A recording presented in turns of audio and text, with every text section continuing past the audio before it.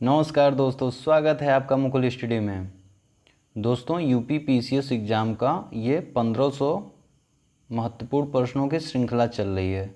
ठीक है, इससे पहले एक लेक्चर मैंने अपलोड कर दिया है जिसमें 100 महत्वपूर्ण क्वेश्चन हैं। ठीक है, ये दूसरा लेक्चर है, इसमें 50 प्रश्न हैं जिनका आपको जवाब देना होगा। ओके, तो आप लोग बताइएगा आपके कितने क्वेश्चन सही हुए। ठीक है दोस्तों, और वीडियो को ज़्यादा से ज़्यादा शेयर करिए। चलिए क्वेश्चन पे चलते हैं। देखिए क्वेश्चन नंबर 1 है, ये 101 है लेकिन इसको आप 1 मानिएगा। ठीक है, 1 से कथन और इसमें कारण है। कथन है आपका विटामिन B12 यकृत में लगभग 3 से 5 वर्षों तक संग्रहित रहता है, और इसका कारण है विटामिन B12 जल में विलेय है। बताइएगा आपको क्या दोनों सही हैं, क्या दोनों मतलब आर व्याख्या कर रहा है एक ए का, बताइएगा।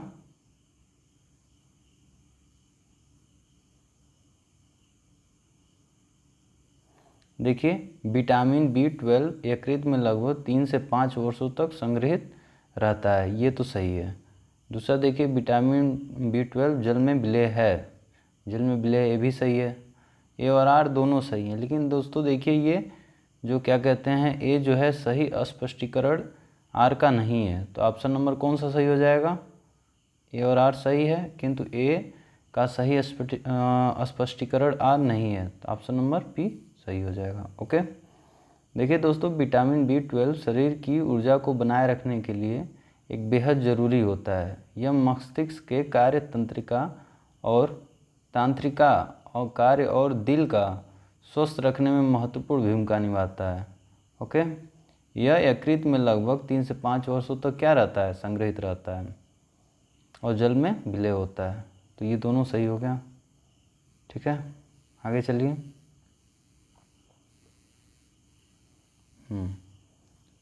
दूसरा क्वेश्चन है, नीचे दिए गए युग्म में कौन सा युग्म सुमेलित है। नीचे दिए गए युग्मों में कौन सा युग्म सुमेलित है। सूखी बर्फ, ठोस कार्बन डाइऑक्साइड, 7 कीटनाशक, टेफ्लॉन, फ्लोरीन, फ्लोरीन युक्त बहुलक, फ्लोरीन कार्बन यौगिक। बताइएगा। सुमेलित नहीं है कह रहा है 102 का। देखिए सूखी बर्फ, ठोस कार्बन डाइऑक्साइड, ठीक है, ये तो होता है, ये सही है। 7 कीटनाशक होता है, ये भी सही है। टेफ्लॉन फ्लोरीन युक्त बहुलक है। ओके, और चौथा देखिए डी फ्लोरीन युक्त कार्बनिक यौगिक है, ये गलत है। ठीक है, कार्बनिक यौगिक है, ये गलत है, तो ऑप्शन नंबर डी सही हो जाएगा। ओके, आगे बताइएगा। निम्नलिखित में से कौन सी एक सल्फा औषधि है। निम्नलिखित में से कौन सी एक सल्फा औषधि है, बताइएगा। Penicillin, streptomycin, cibazol, aspirin. बताइएगा।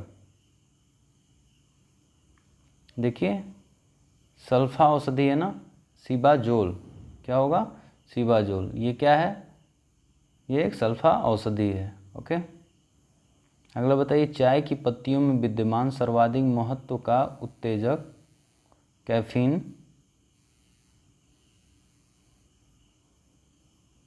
फेनिएलिन, ग्लूसीन, थियोब्रोमीन। बताइएगा। चाय की पत्तियों में विद्यमान सर्वाधिक महत्व उत्तेजक है, कौन सा है। देखिए कैफीन है। ठीक है, कैफीन है। देखिए ये क्या करता है, चाय में मौजूद कैफीन शरीर में स्फूर्ति लाता है, लेकिन चाय में मौजूद ये तत्व तो चाय की लत लगाने के लिए जिम्मेदार भी है। ठीक है, यह चाय की पत्ती में उत्तेजक का कार्य करता है। किसका कार्य करता है, उत्तेजक का। तो चाय में क्या, कैफीन। ओके, अगला देखिए क्या कह रहा है, CO 1148 एक महत्वपूर्ण प्रजाति है। CO 1148 एक महत्वपूर्ण प्रजाति है, किसका है, बताइएगा। गेहूं की, कपास की, मक्का की, गन्ना की। CO 1148 किसका है, देखिए किसका, गन्ने का है। ठीक है, CO 1148 किसका है, गन्ने का, तो ऑप्शन नंबर डी सही है। ओके, अगला बताइएगा, निम्नलिखित में से कौन सा जानवर ठोस मूत्र उत्सर्जित करता है। ठोस मूत्र उत्सर्जित करता है? कंगारू चूहा, जिराफ, गिलहरी, कौवा। देखिए कंगारू चूहा, ऑप्शन नंबर 1 सही है। कंगारू चूहा ये क्या है? देखिए ये उत्तरी अमेरिका के रेगिस्तान का मूल निवासी है। इसके शरीर में होने वाली रासायनिक क्रिया से 56 मिलीग्राम पानी बना लेता है। ठीक है, इसके मल में पानी की मात्रा कम होती है, इसलिए इसके मूत्र को ठोस मूत्र के नाम से भी जाना जाता है। तो कौन सा होगा? कंगारू चूहा। देखिए पीसीएस में ये पूछ चुका है क्वेश्चन। 107वां बताइएगा, यानी कि 7वां क्वेश्चन। सामान्य ताप पर निम्नलिखित में से कौन सा तत्व द्रव के रूप में पाया जाता है? सामान्य ताप पर निम्नलिखित में से कौन सा तत्व द्रव के रूप में पाया जाता है? Hydrogen, bromine, oxygen, iodine. बताइएगा, सामान्य ताप पर निम्नलिखित में से कौन सा तत्व द्रव के रूप में पाया जाता है? बताइएगा। देखिए ब्रोमीन होता है। ठीक है, ऑप्शन नंबर सी सही है। ओके, नेक्स्ट क्वेश्चन बताइए 8वां। विश्व का प्रथम पूर्ण रूप से सौर ऊर्जा से संचालित अंतर्राष्ट्रीय हवाई पत्तन स्थित है? विश्व का सर्वप्रथम मतलब विश्व का प्रथम पूर्ण रूप से सौर ऊर्जा से संचालित अंतर्राष्ट्रीय हवाई पत्तन स्थित है? बेंगलुरु में, कोच्चि में, अहमदाबाद में, कोझिकोड में। बताइएगा। देखिए कोच्चि में, ऑप्शन नंबर बी सही है। ठीक है, कहाँ स्थित है? कोच्चि में। ओके, आगे बताइए 9वां। औद्योगिक में से कौन सा यौगिक एक विटामिन नहीं है? विटामिन नहीं है बताना है। निएसिन, रिबोफ्लेविन, थायरक्सिन या फिरिडॉक्सिन। बताइएगा 109 का। देखिए निएसिन तो है और उसके बाद पिराडॉक्सिन भी है, रिबोफ्लेविन भी है, थायरॉक्सिन नहीं है, ये नहीं है। तो कौन सा ऑप्शन सही हो जाएगा? ऑप्शन नंबर बी सही है। ठीक है, ये विटामिन नहीं है। अगला बताइएगा 10वां। सभी प्रकार के कैंसर की चिकित्सा हेतु निम्नलिखित में से कौन सा उपचार नवीनतम है? सभी प्रकार के कैंसर की चिकित्सा हेतु निम्नलिखित में से कौन सा उपचार नवीनतम है? नवीनतम कह रहा है, सबसे नया। बताइएगा। 3D CRT, प्रतिरक्षात्मक चिकित्सा, तीव्रता अधिमिश्रित विकिरण चिकित्सा, अणुलक्षित चिकित्सा। बताइएगा। देखिए क्या होगा? तीव्रता अधिमिश्रित विकिरण चिकित्सा, IMRT। ऑप्शन नंबर सी सही है। ठीक है, सबसे नवीनतम है ये। आगे बताइएगा। ध्वनि प्रदूषण को मापने हेतु किस इकाई का प्रयोग करते हैं? ध्वनि प्रदूषण को मापने के लिए किस इकाई का प्रयोग करते हैं? नैनोमीटर, डेसिबल, हर्ट्ज, तो में से कोई नहीं। बताइएगा। देखिए डेसिबल का करते हैं, ऑप्शन नंबर बी सही है। ओके, अगला बताइए। निम्नलिखित में से कौन सा अनाज मानव निर्मित है? सेकेल, सीरियल, पोमैटो, टेट्रिकेल, उपयुक्त में से कोई नहीं। ओके दोस्तों, आप ज़रूर बताइएगा आपके कितने क्वेश्चन सही होंगे। ओके, और जो क्वेश्चन आपको नहीं आ रहा है उसको याद कर लीजिएगा। आप वीडियो को ज़्यादा से ज़्यादा शेयर करिए। बताइएगा, निम्नलिखित में से कौन सा अनाज मानव निर्मित है? कौन सा? देखिए ट्री टिकेल। ये क्या है? देखिए ये स्कॉटलैंड में जर्मनी में 19वीं शताब्दी के उत्तरार्ध के दौरान प्रयोगशाला में गेहूं और राई की पहली संकर नस्ल है। ठीक है, इसके प्रमुख स्वास्थ्यकारी लाभ हैं, बहुत मतलब निम्न हैं, जैसे मधुमेह नियंत्रित करना, डायबिटीज़ के लिए, रक्त के उचित परिसंचरण में मदद करता है, आदि और भी चीज़ें हैं इसकी। तो ये ट्रिटिकेल। ठीक है, याद रखिएगा। आगे है। निम्नलिखित में से किन बहुलकों का उपयोग बुलेट प्रूफ वस्तुओं को बनाने में किया जाता है? निम्नलिखित में से किन बहुलकों का उपयोग बुलेट प्रूफ वस्तुओं को बनाने में किया जाता है? केवलार, ग्लिप्टॉल, लेक्सान। बताइएगा कौन सा सही है?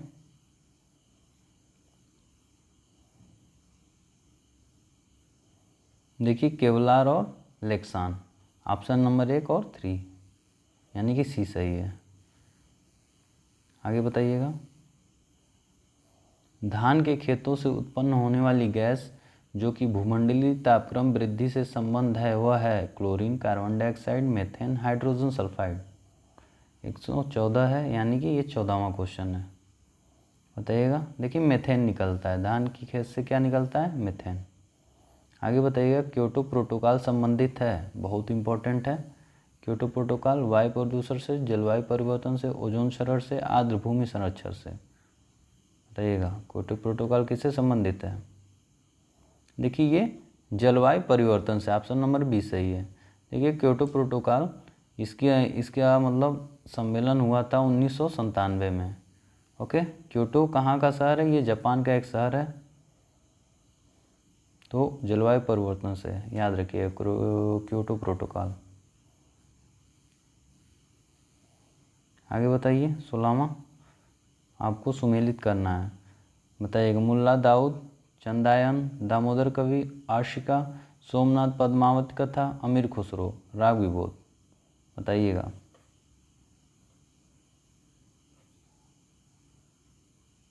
मिलान बताना है आपको।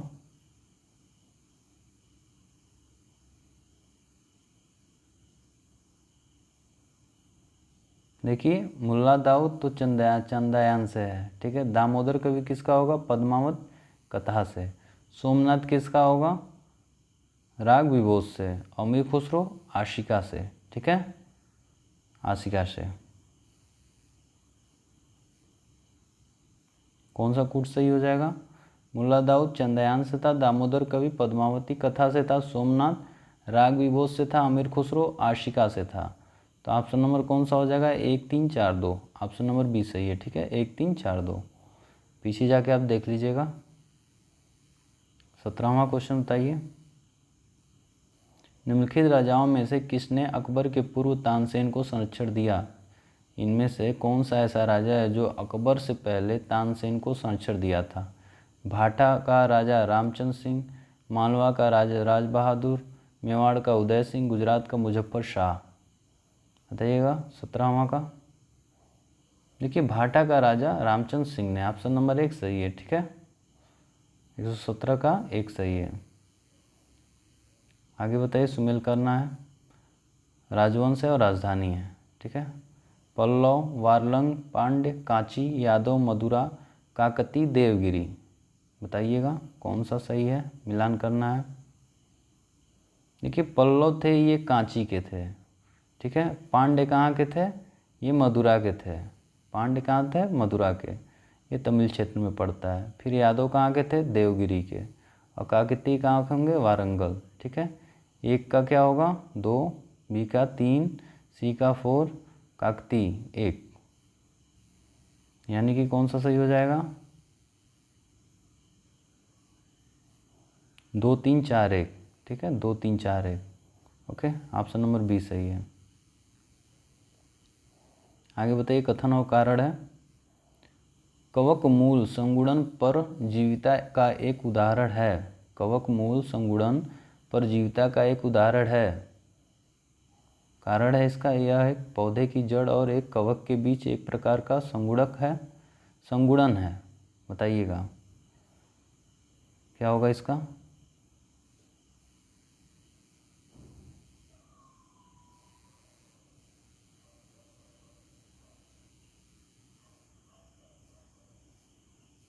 देखिए यह एक पौधे की जड़ और एक कवक के बीच एक प्रकार का संगुणन है, ये गलत है, ठीक है। नहीं, ये सही होगा आपका। ये क्या है? कवक मूल संगुणन परजीविता का एक उदाहरण है, ये गलत है, ठीक है। तो ये गलत है किंतु आर सही है। ऑप्शन नंबर डी सही है, ओके। आगे बताइएगा। धान की फसल में खैरा रोग निम्नलिखित में से किस कमी के कारण होता है? धान की खेती में खैरा रोग, बताइएगा। CAFE,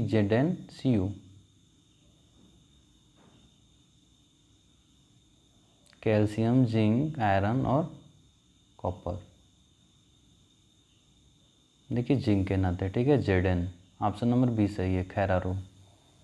आगे बताइए, सुमेल करना है फिर। बहुलम मूल, अवस्थम मूल, स्वागीकरण मूल, चुष्कांग मूल, बताइएगा, मिलान करिए। देखिए अवलम मूल क्या होता है, बरगद का, ऑप्शन नंबर 4 सही है। अवलम मूल का क्या होगा, बरगद। अवस्थम का क्या होगा, मक्का, इसका क्या होगा, मक्का। और स्वागीकरण मूल का क्या होगा, अमृता होगा। और चुष्कांग का क्या होगा, अमरबेल।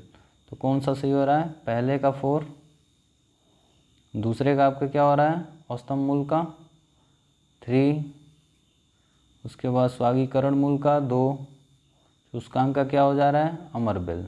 ठीक है, 1, 4 3 2 1। तो कौन सा ऑप्शन सही हो जाएगा, 4 3 2 1, ऑप्शन नंबर 1। ठीक है, सही है, 4 3 2 1। आगे बताइएगा, सुमेल करना है।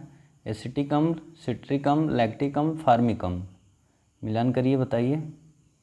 देखिए एसिटिक अम्ल आपका सिरका में पाया जाता है, सिट्रिक अम्ल कहाँ पाया जाएगा, आपका संतरा में, लैक्टिक अम्ल कहाँ पाया जाएगा, फटे हुए दूध में। ठीक है, और फार्मिक अम्ल चींटी में, ये तो आपको पता है। तो ए का कौन सा हो रहा है,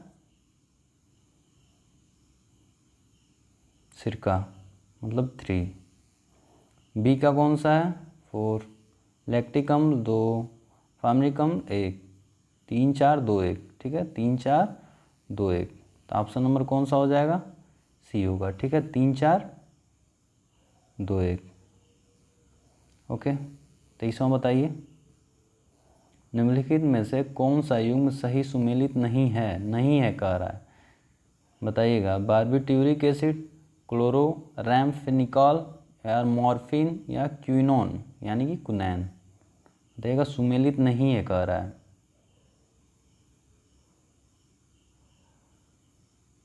देखिए बारबिट्यूरिक एसिड, ये आप सबको पता ही, ये क्या है, ये एक मलेरिया रोधी पौधा है। ठीक है, मलेरिया रोधी पौधा है, शाकनाशी नहीं है, बाकी सब सही हैं। ठीक है, तो इसमें कौन सा ऑप्शन हो जाएगा, ऑप्शन नंबर 1 सुमेलित नहीं है पूछ रहा है, तो ऑप्शन नंबर ए सही है। बताइए, कथन है, कारण है, हरी पत्तेदार सब्जियां में विटामिन 12 नहीं पाया जाता। कारण, विटामिन 12 जंतु उद्गम खाद्य पदार्थों में पाया जाता है, बताइएगा।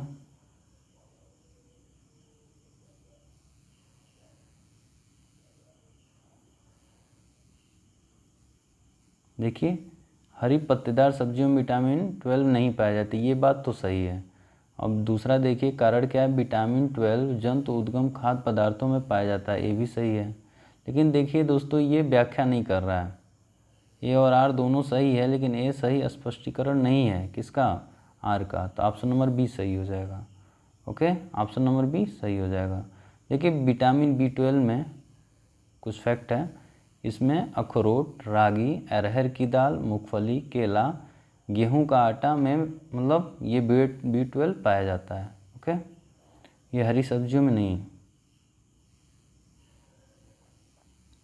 आगे बताइएगा, डीएनए आरएनए के बनने की प्रक्रिया को कहते हैं, डीएनए आरएनए के बनने की प्रक्रिया को कहते हैं ट्रांसलेशन, ट्रांसलोकेशन, ट्रांजिशन, ट्रांसक्रिप्शन, बताइएगा। 25वां क्वेश्चन है, ये एक नहीं है दोस्तों, एक नहीं है, 26वां हो जाएगा।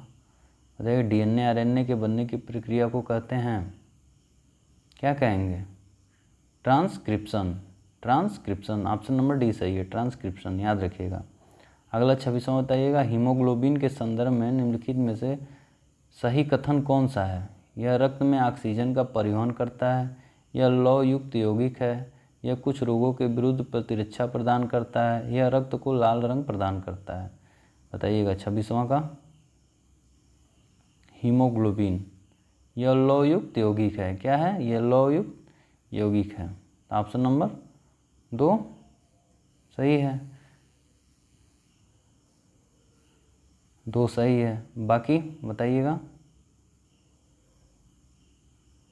यह रक्त में ऑक्सीजन का परिवहन करता है, हीमोग्लोबिन, ये भी सही है। तीसरा बताइए, कुछ रोगों के विरुद्ध प्रतिरक्षा प्रदान करता है, ये तो गलत हो गया। चौथा, यह रक्त को लाल रंग प्रदान करता है, ये भी बिल्कुल सही है। यानी कि 1 2 4, कौन सा ऑप्शन, ऑप्शन नंबर बी सही है। ठीक है, हीमोग्लोबिन के बारे में था। मिलान करिए। कालाजार, निद्रा रोग, डेंगू ज्वर, हाथी पांव रोग।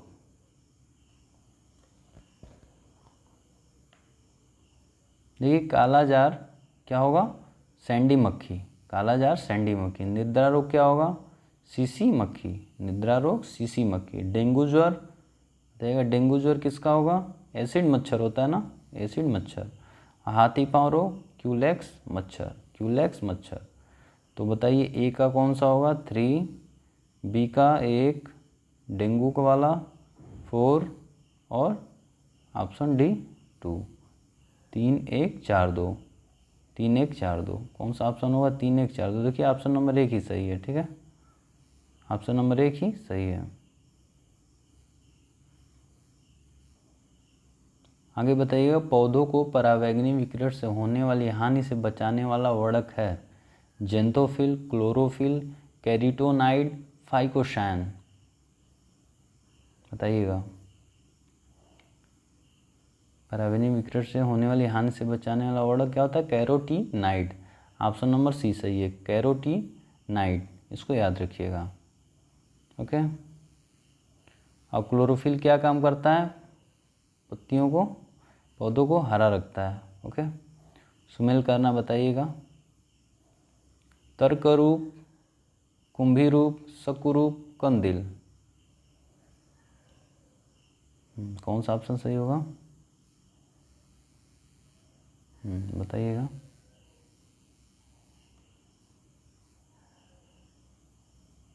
देखिए तर्क रूप क्या होगा, ये मूली का होता है, मूली का, 2 सही है। कुंभी रूप, कुंभी रूप किसका होगा, सलजम का होता है। और शक रूप किसका होता है, गाजर का होता है। और कंदिल किसका होता है, एक ही बच गया, हेलिया। तो क्या हो जाएगा, ए का 2, बी का 3, सी का 1 और डी का 4।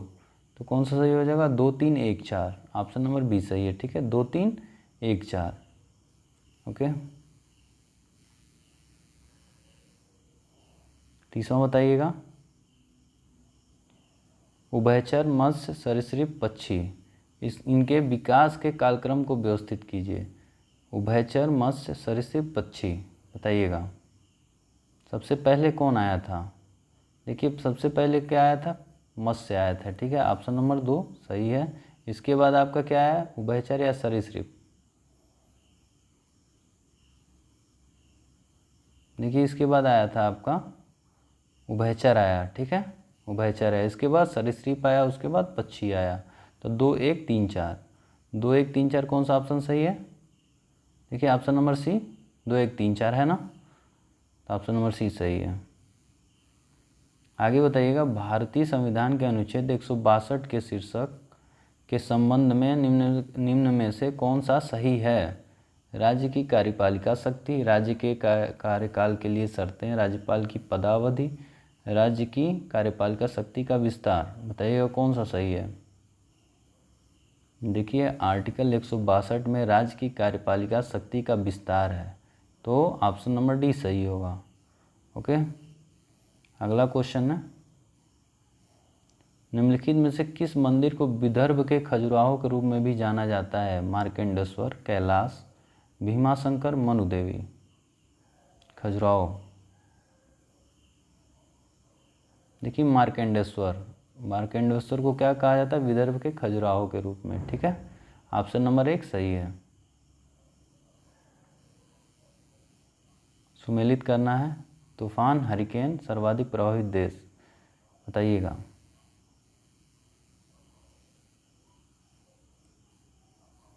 डोरियन, हेजिबिस, लेकिमा, मिटांग, बताइएगा कौन कौन सा देश ज़्यादा प्रभावित है अगस्त से सितंबर 2019 के बीच। बताइए। देखिए डोरियन, डोरियन क्या था, बहामास, ये तो बात सही है। हेजिबिस बताइएगा, हेजिबिस कहाँ, ये जापान में, ठीक है। लेकिमा कहाँ का है, ताइवान, चीन, ठीक है, कहाँ का, ताइवान चीन में आया था। मिटांग कहाँ पे आया था, एक बचा जेजू, दक्षिण कोरिया में, ठीक है।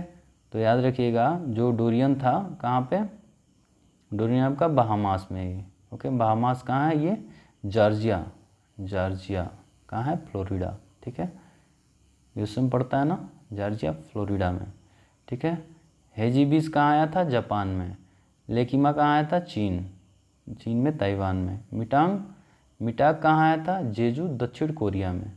तो कौन सा सही हो जाएगा? 1 4 2 3, ऑप्शन नंबर बी सही है। ठीक है, 1 4 2 3। ओके, आगे बताइएगा, किस राज्य ने निमोनिया के कारण शिशु मृत्यु दर को कम करने के उद्देश्य से SAANS social awareness and action to naturalise phenomena success SAANS अभियान की शुरुआत की? कौन सा राज्य?